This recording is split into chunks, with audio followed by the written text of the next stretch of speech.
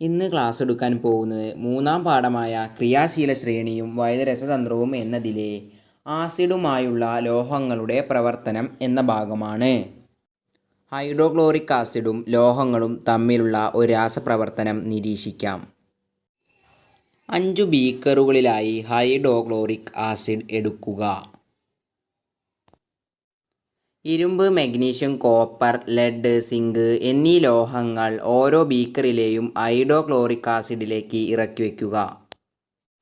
Hydrochloric ആസിഡും ലോഹങ്ങളുടെയും പ്രവർത്തനഫലമായി hydrogen കുമിളകൾ പൊന്തുന്നു.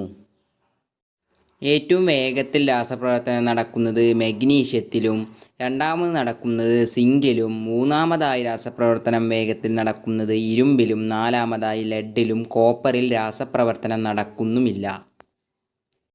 നേർപ്പിച്ച hydrochloric ആസിഡുമായി ഏറ്റവും വേഗത്തിൽ രാസപ്രവർത്തനത്തിൽ പങ്കെടുക്കുന്ന ലോഹം മഗ്നീഷ്യവും രാസപ്രവർത്തനത്തിൽ പങ്കെടുക്കാത്ത ലോഹം കോപ്പറുമാണ് എന്ന് ഈ പരീക്ഷണത്തിലൂടെ മനസ്സിലാക്കാം.